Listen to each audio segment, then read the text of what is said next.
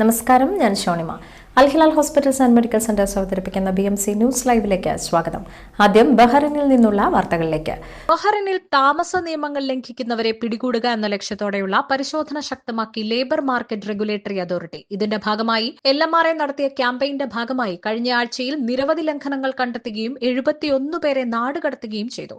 March 2 മുതൽ 8 വരെയുള്ള ദിവസങ്ങളിൽ ലേബർ മാർക്കറ്റ് റെഗുലേറ്ററി അതോറിറ്റി 1170 പരിശോധനാ സന്ദർശനങ്ങൾ നടത്തുകയും 15 അനധികൃത തൊഴിലാളികളെ കണ്ടെത്തുകയും ചെയ്തു. രാജ്യത്തെ താമസ തൊഴിൽ നിയമങ്ങൾ സംരക്ഷിക്കാൻ പ്രതിജ്ഞാബദ്ധമാണെന്നും പരിശോധനകൾ തുടരുമെന്നും LMRA അറിയിച്ചു. തെറ്റായ രീതിയിൽ പ്രസവ ശസ്ത്രക്രിയ നടത്തിയെന്ന പരാതിയിൽ സ്വകാര്യ ആശുപത്രിക്കും ഡോക്ടർക്കും പിഴ ചുമത്തി ബഹ്റൈൻ കോടതി.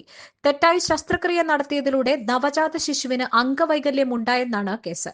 60,000 ദിനാറാണ് പിഴയായി ചുമത്തിയിരിക്കുന്നത്. ഹൈസിവിൽ അപ്പീൽ കോടതിയാണ് ഉത്തരവിറക്കിയത്. പ്രസവ ശസ്ത്രക്രിയയിൽ കുഞ്ഞിന്റെ തലച്ചോറിന് ഗുരുതരമായ പരിക്കേറ്റിരുന്നു. ഇതോടെയാണ് 90% കുഞ്ഞിന് ആജീവനാന്ത അംഗവൈകല്യത്തിനുള്ള സാധ്യതയുണ്ടായത്. പ്രസവ സമയത്ത് സിസേറിയൻ ആവശ്യമായി വരികയും കുഞ്ഞിനെ പുറത്തെടുക്കാൻ ഡോക്ടർ സക്ഷൻ ഉപകരണം ഉപയോഗിക്കുകയും ചെയ്തു. കുഞ്ഞിനെ പുറത്തെടുത്തപ്പോൾ കരഞ്ഞില്ല, ഓക്സിജൻ എടുക്കാൻ കഴിയാതെ വരികയും തലച്ചോറിന് ക്ഷതമേൽക്കുകയും ചെയ്തു.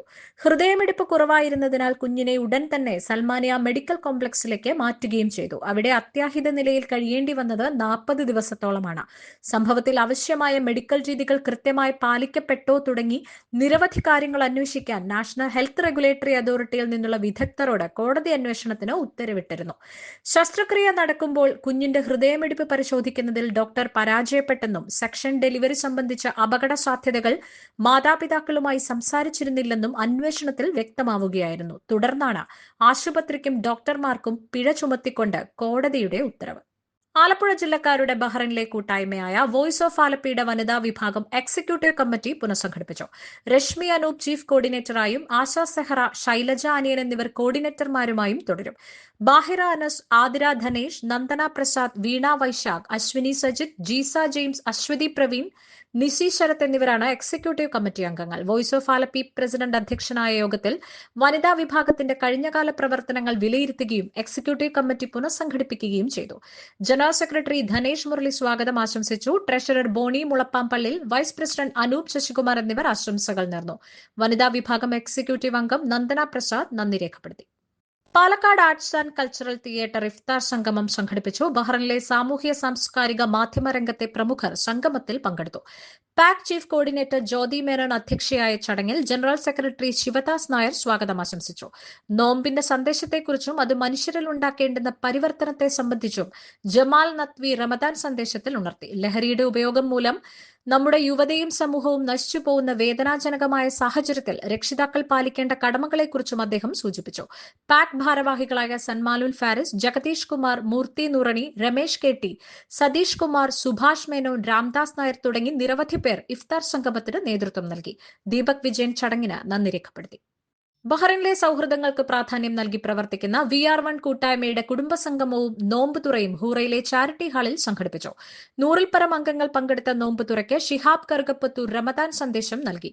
അഡ്മിന്മാരായ ഇസ്മായിൽ ദുബായ്പടി, അഫ്സൽ അബ്ദുള്ള, ഇസ്മായിൽ തിരൂർ, അഷ്റഫ് തൃശൂർ എന്നിവരും കമ്മിറ്റി അംഗങ്ങളായ അരുൺ, ഷഫീൽ യൂസഫ്, റാഫി തൃശൂർ, നാസർ ഹലിമാസ്, ഹഫ്സ റാബിത് താനൂർ എന്നിവർ നേതൃത്വം നൽകി. സമസ്ത ബഹ്റൈൻ മനാമ ഏരിയ വർഷം തോറും നടത്തിവരാറുള്ള ഇഫ്താർ സംഗമം ഈ വർഷവും വളരെ വിപുലമായ രീതിയിൽ നടന്നുവരുന്നു. ദിനംപ്രതി 600ഓളം ആളുകളാണ് ഇഫ്താറിൽ പങ്കെടുക്കാൻ എത്തിച്ചേരുക. സമസ്ത ബഹ്റൈൻ കേന്ദ്ര ആസ്ഥാനമായ മനാമ ഇർഷാദുൽ മുസ്ലിമിൻ മദ്രസയിൽ നോമ്പ് തുറക്കായി വിപുലമായ സൗകര്യങ്ങളാണ് ഒരുക്കിയിട്ടുള്ളത്. മാർച്ച് 10 തിങ്കളാഴ്ച നടന്ന ഇഫ്താർ വിരുന്നിൽ ഇന്ത്യൻ സ്കൂൾ ചെയർമാൻ ബിനു മണ്ണിൽ, രാജു കല്ലുംപുറം, സുബൈർ കണ്ണൂർ, അസീൽ അബ്ദുറഹ്മാൻ തുടങ്ങി ബഹ്റൈനിലെ സാമൂഹിക രാഷ്ട്രീയ രംഗത്തെ പ്രമുഖ വ്യക്തിത്വങ്ങൾ പങ്കെടുത്തു. റമദാനിൽ എല്ലാ ദിവസവും കൃത്യം 5 മണിക്ക് ഖുർആൻ പാരായണത്തോടു കൂടി ആരംഭിക്കുന്ന നോമ്പുതുറ സംഗമത്തിൽ സമസ്ത ബഹ്റൈൻ പ്രസിഡന്റ് ഫക്രുദ്ദീൻ സയ്യിദ് പൂക്കോയ തങ്ങൾ നസ്വീഹത്തിനും ദുആയ്ക്കും നേതൃത്വം നൽകി വരുന്നു. Samastha Bahrain working president Kunhahammed Haji, secretary SM Abdul Wahid, Hafil Sharafuddin Moulavi, Fasil Hafi, Samastha Bahrain Manama area committee ഭാരവാഹികൾ, SKSS ബഹ്റൈൻ വിഖായ പ്രവർത്തകർ തുടങ്ങിയവർ ഇഫ്താർ സംഗമത്തിന് നേതൃത്വം നൽകുന്നു. BMC ന്യൂസിൽ ഇനിയൊരു ഇടവേള.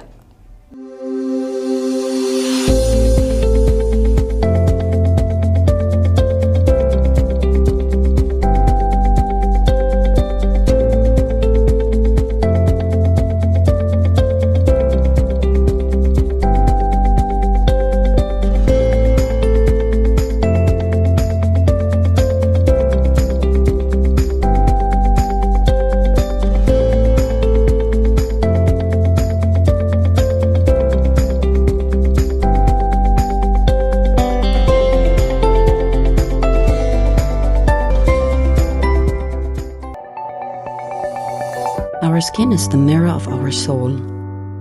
Our skin is our largest sensory organ. Our skin needs a healthy microbiome balance. This is regulated by its pH value, which protects the skin from pathogens, cold and ultraviolet rays.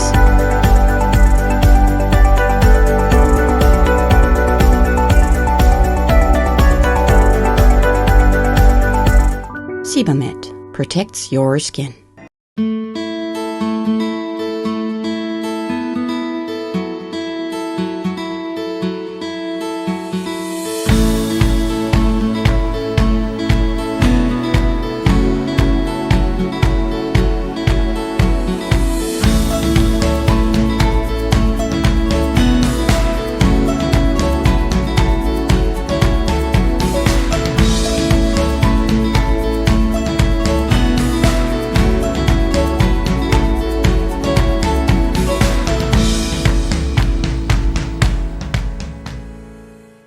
BMC ന്യൂസിലേക്ക് വീണ്ടും സ്വാഗതം.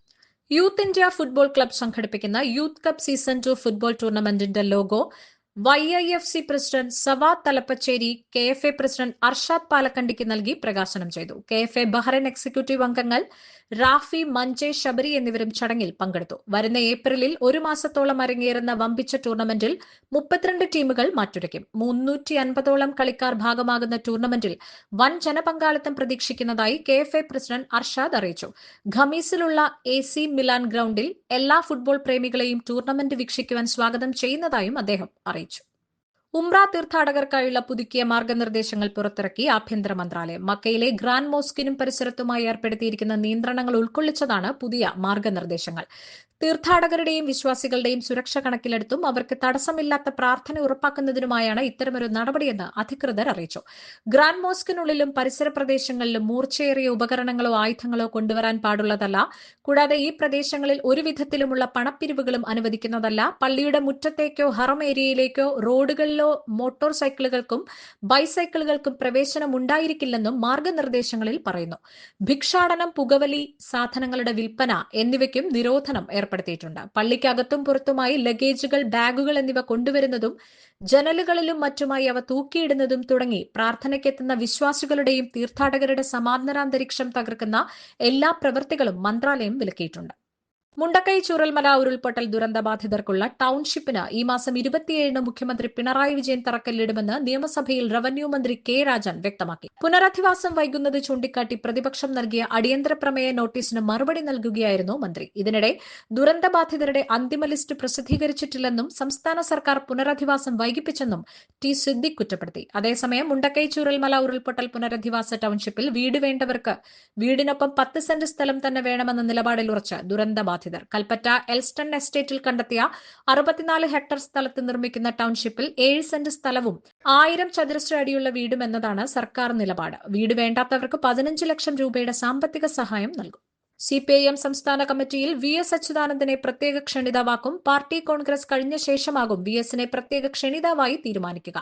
പ്രായപരിധിയിൽ ഒഴിഞ്ഞ നേതാക്കളെയും ക്ഷണിതാവാക്കിയേക്കും. CPIM രൂപീകരിക്കുന്നതിന് നേതൃത്വം നൽകിയവരിൽ ജീവിച്ചിരിക്കുന്ന ഏക നേതാവായ VSനെ ഒഴിവാക്കിയത് വൻ ചർച്ചയായിരുന്നു. പ്രത്യേക ക്ഷണിതാക്കളെ മധുരയിൽ അടുത്ത മാസം നടക്കുന്ന പാർട്ടി കോൺഗ്രസിന് ശേഷം തീരുമാനിക്കുമെന്നാണ് പ്രഖ്യാപനം.